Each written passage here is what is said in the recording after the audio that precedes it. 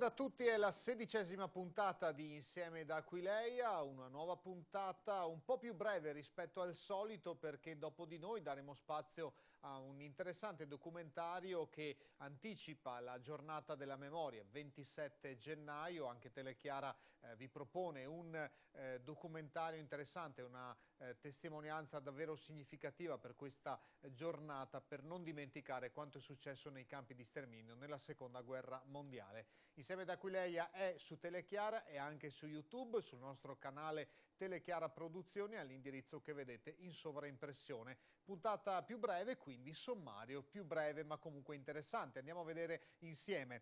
Cominceremo con la celebrazione dedicata a San Francesco di Sales, domenica 24 gennaio, cade proprio la festa liturgica di questo santo che è il patrono di noi giornalisti e in varie parti, in varie chiese anche del Triveneto è stata festeggiata domenica o comunque nei giorni precedenti o addirittura seguenti questa importante ricorrenza. Una data importante anche per le suore di clausura dell'Ordine della Visitazione, le visitandine sparse in varie parti del mondo, a Treviso, a Padova e San Vito al Tagliamento per citare il nostro territorio. Ebbene, abbiamo seguito la celebrazione di apertura dei 400 anni che cadranno esattamente il 6 giugno. E poi dobbiamo darvi conto della seconda parte delle testimonianze raccolte su Maddalena Volpato, suora figlia della Chiesa, di cui è in corso il processo canonico per arrivare, si spera, alla beatificazione. Ancora a Sant'Alberto di Zerobranco vi proporremo dunque altre voci che raccontano di questa importante e interessante figura di suora legata molto strettamente all'unità dei cristiani. Si è appena chiusa tra l'altro la settimana di preghiera per l'unità dei cristiani. Andiamo ad iniziare dunque da Treviso con il monastero di clausura della Visitazione che questa domenica 24 gennaio ha ospitato due importanti celebrazioni. La prima solenne col vescovo emerito di Treviso, Monsignor Paolo Magnani, per l'apertura delle celebrazioni dei 400 anni dell'Ordine e poi quella di seguito con i giornalisti e i sordomuti perché San Francesco di Sales è patrono anche dei sordomuti. Vediamo. Il monastero della Visitazione di Treviso è una cittadella della preghiera. Da questa preghiera la città e la diocesi ne vengono beneficate. Qui si prega per tutti, per coloro che non pregano, per coloro che cercano di pregare ma non sanno trovare le parole della preghiera. La prima comunità che nasce dopo l'inizio dell'ordine è proprio la nostra, 1615 a Lyon-Belcourt, che poi fuggirà per la rivoluzione francese e dopo tante traversie finisce a Treviso nel 1913. Tra l'altro ci prepariamo anche a ricordare il nostro centenario di arrivo a Treviso da Venezia. L'ordine si espande molto, c'è un po' in tutto il mondo a tutt'oggi. Le vocazioni in Europa scarseggiano, però sono fiorenti, per esempio in Africa abbiamo monasteri molto fiorenti di vocazioni. Per questo anche noi abbiamo degli aiuti dalla Colombia, perché da loro vocazioni ce ne sono. Abbiamo 5 vocazioni, 4 colombiane e una messicana qui da noi, incorporate qui, che sono venute ad alimentare questa comunità del cuore, come si dice dappertutto alla Visitazione, che non vengano meno dei suoi figli proprio dove c'è il suo cuore. Con il 24 gennaio, festa liturgica di San Francesco di Sales, si sono aperte le celebrazioni per i 400 anni dell'Ordine della Visitazione, fondato dallo stesso vescovo francese e da Santa Giovanna Francesca de Chantal. Sono oltre 150 le comunità presenti in tutti i continenti, come aveva visto in una visione San Francesco. In fondo ad una valle, un albero i cui rami si allungano fino a passare al di sopra delle montagne. Per Treviso la presenza di questo monastero è un segno importante da quasi un secolo, come ha ricordato nell'omelia lo stesso vescovo emerito di Treviso, Monsignor Paolo Magnani.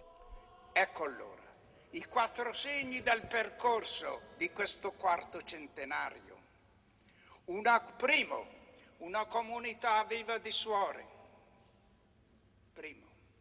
Secondo, la grande reliquia del cuore del santo. Terzo, la icona della Madre di Dio Theotokos.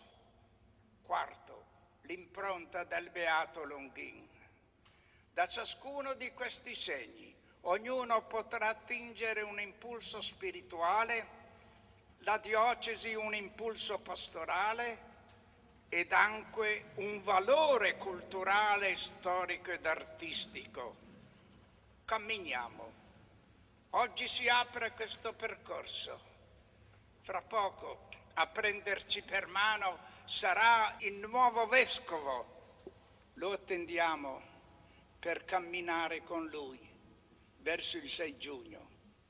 Il 6 giugno ricorre l'esatto 400° anniversario della fondazione dell'ordine e nel monastero trevigiano quella sarà la data culmine delle celebrazioni, con la messa solenne presieduta dal nuovo vescovo Gardin. Il 23 febbraio alle 21 saranno i carmelitani a proporre una meditazione sulla figura di San Francesco di Sales assieme alla corale San Giovanni della Croce. Il 25 marzo, giorno dell'Annunciazione, e il 30 maggio, a chiusura del mese mariano, si svolgeranno 2 veglie di preghiera col canto dell'inno a Cattistos. La messa solenne di apertura, animata dalla corale Musica Insieme, diretta da Renzo Simonetto, è stata molto partecipata dai fedeli, anche oltre le aspettative, e per Monsignor Magnani è stato un bel momento di ritorno tra queste mura. Ogni vescovo ha avuto un legame particolare con questo monastero e questo legame è stato avviato dal Beato Longin, perché è lui che l'ha costruito e poi è lui che l'ha anche studiato e ha fatto anche una bella ricerca sulle vicende di questo monastero. Qui le visitandine sono molto legate in genere al vescovo e quindi poi io ho 2 legami importanti. Primo, il restauro della Theotokos, che quando sono arrivato io si trovava in una cappella dentro, e poi con le suore che mi hanno anche ascoltato c'è stato il restauro, ho fatto costruire questa cappella e poi anche l'ho consacrata. Questa per me è una cosa stupenda, ecco. Primo, e l'altra cosa importante è quella del cuore, ecco.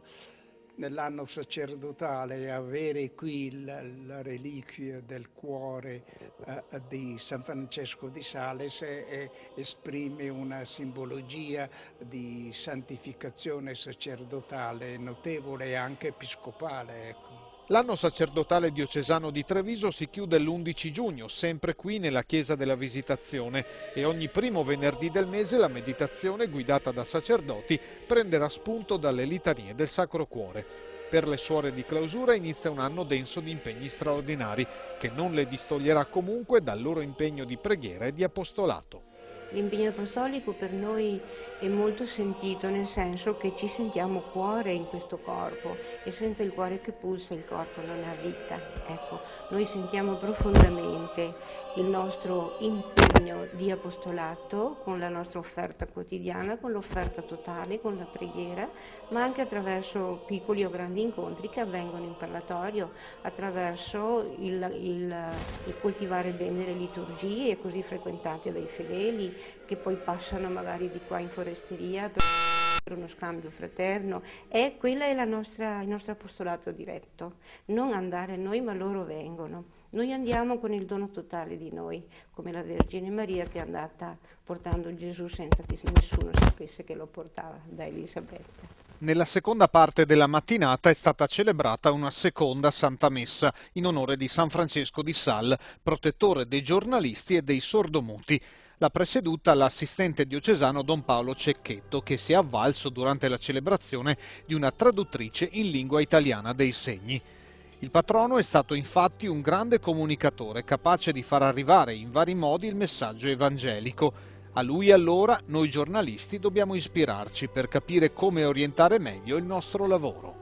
Beh, lui arrivava al cuore anche attraverso piccoli foglietti, per quello noi curiamo piccoli foglietti, non siamo giornaliste, ma col piccolino si arriva facilmente alle persone.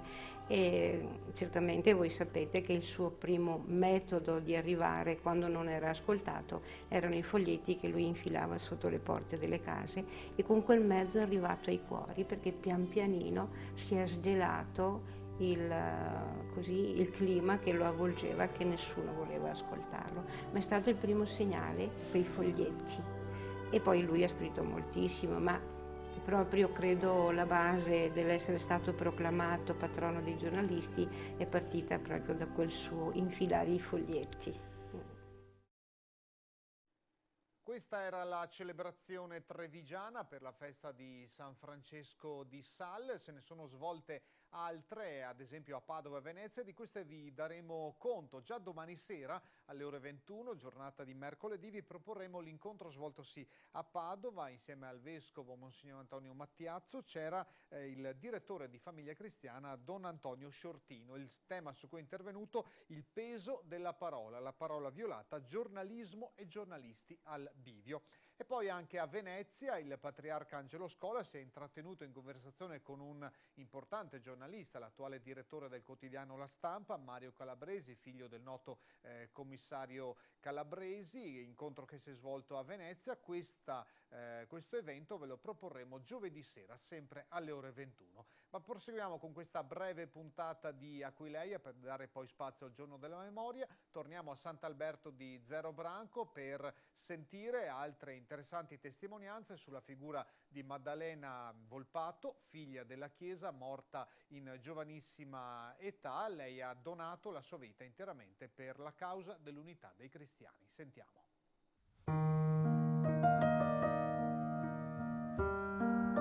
Mio papà ha voluto rappresentare proprio una persona significativa di Sant'Alberto che desse un esempio di vita cristiana vissuta proprio integralmente. Ecco.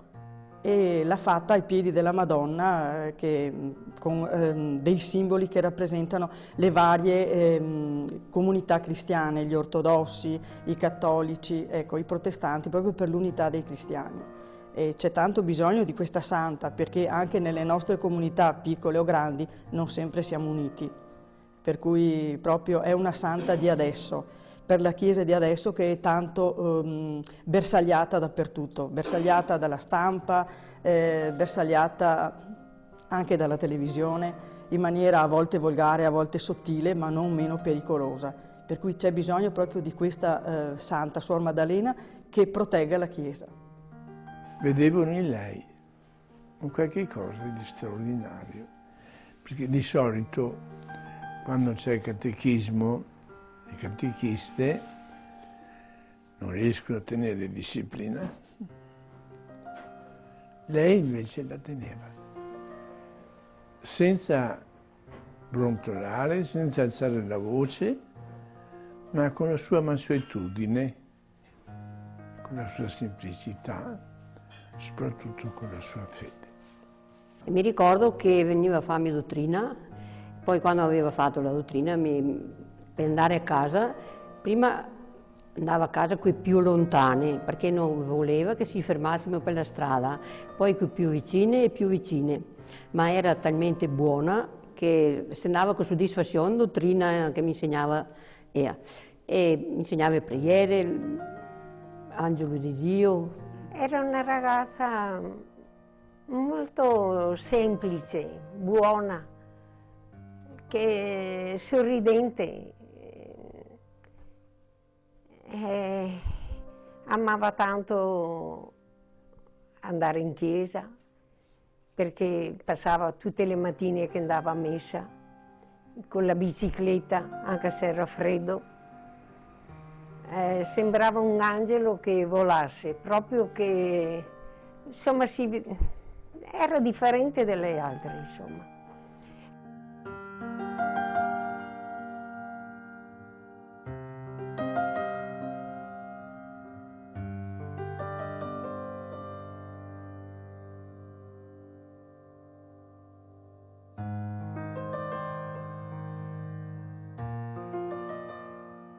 Le catechiste di allora non avevano bisogno di tanta conoscenza teologica, non avevano bisogno di conoscere tutta la Sacra Scrittura come forse oggi, vero, si vuole, si pretende, eccetera, ma la loro fede era veramente grande e suppliva a tutto abbondantemente. Una volta mi ha detto: guarda, pregate per tutto il mondo, che c'è bisogno. Mi ricordo queste poche parole. La rivedo in chiesa, inginocchiata a lungo, restava fissa al tabernacolo e restava chiusa in preghiera. Rimaneva assorta in questi ultimi banchi appunto della chiesa in profonda meditazione. Sembrava davvero, ecco, in dialogo con Dio. Difatti, guardate, raramente l'ho vista, per esempio, leggere da un libro. Raramente leggere un libro. Cioè, sembrava che preferisse proprio, diciamo così, un dialogo diretto con Dio. Quando che io ero in casa sua, mi avevo ammalato un piede. E allora ho parlato con lei, ma dice, guarda, bisogna che ti vada dal dottore perché non puoi stare con questo, ti vedi, non ti cammini bene. E allora ha detto, se vuoi ti porto io dal dottore. Siccome che lei era ammalata e aveva il dottore di Badoere, un paese vicino, dalla Palma, il Gera, ha detto, ti porto là, ha detto che sei un bravo dottore. E ora a quel tempo non era adesso che c'è tutte queste macchine, non c'era. E a casa mia avevamo una cavallina. E allora la mia mamma, ho parlato con i miei genitori, ci ha detto, se Maddalena ti porta, vengo insieme e ora siamo andati a Badoere, d'accordo col dottore, mi ha fatto una piccola incisione, insomma, mi ha levato l'unghia. E allora mia mamma non aveva coraggio di entrare in ambulatorio e Maddalena ha detto, non stia a preoccuparsi, la porto io dentro. E ora mi è portata dentro, ho assistito a questo piccolo intervento e così, insomma, mi ha aiutato al massimo perché più di così. Poi mi ha riportato una seconda volta, così, insomma, mi ha tanto aiutato in tutto, non solo in malattia ma anche in altre cose.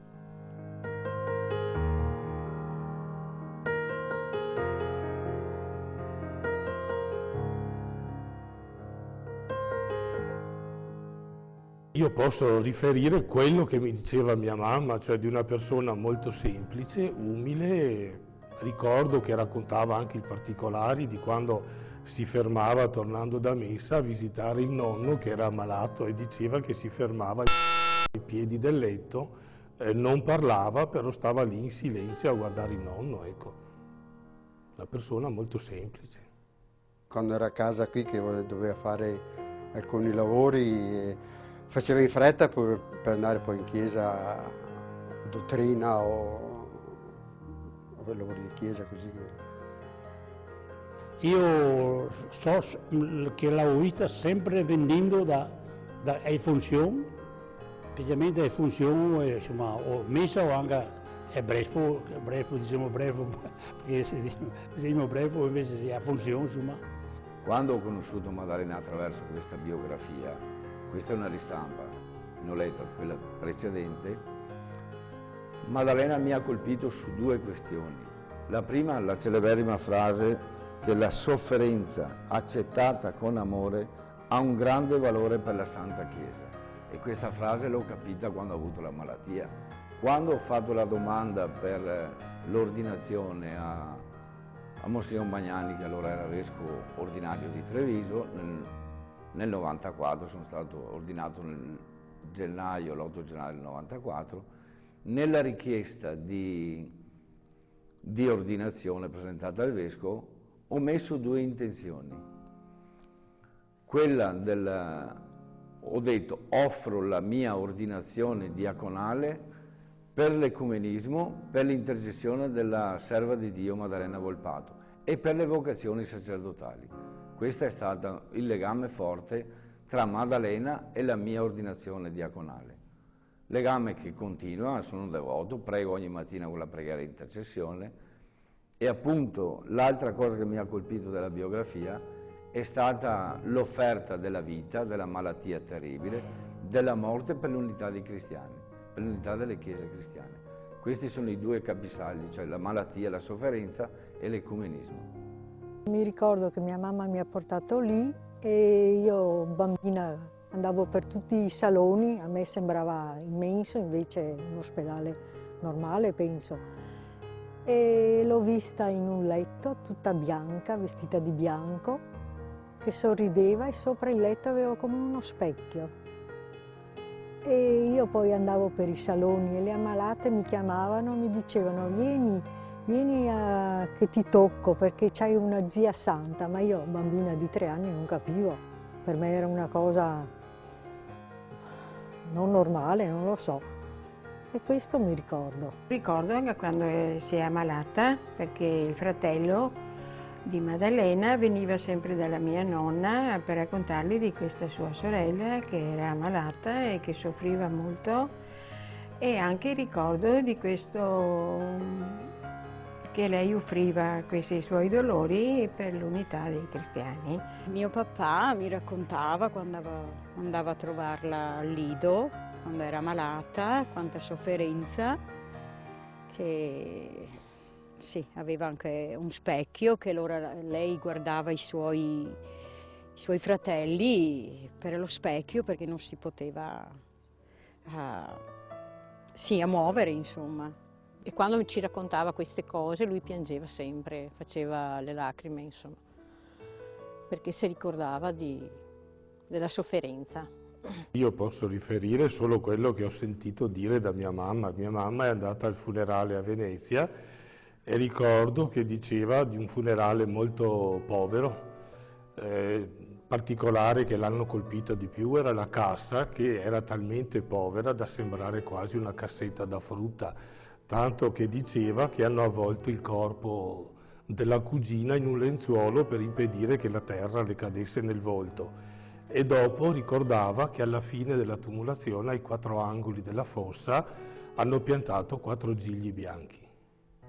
Tanti particolari mi sfuggono, però mi rimane impresso più il sentimento che ho provato davanti a questa fossa piena di melma, con la gente intorno, i fossori che erano intenti a scavare e avevano gli stivali perché c'era l'acqua anche dentro la fossa.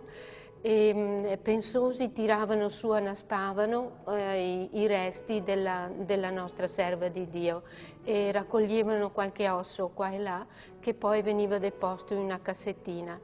Il primo sentimento è stato un po' di orrore, di timore, di paura, dire un giorno toccherà anche a me questo. E poi man mano che raccoglievano questi resti e soprattutto quando uno dei fossori, il più vecchio, mostrando un ossicino tutto forato, ha detto questo logorio non è dovuto alla morte, a tutti gli anni che è stata sepolta qui, ma è dovuto alla malattia. Questa è morta di mal di Pot e chissà quanto male aveva e quanto ha sofferto, perché manca perfino la vertebra cervicale, e perciò da quel momento io ho cominciato a capire che capacità di sofferenza ha avuto la nostra consorella e ho capito soprattutto di trovarmi davanti a una martire, a una che ha dato veramente la sua vita per uno scopo grande, cioè per la causa dell'unità dei cristiani.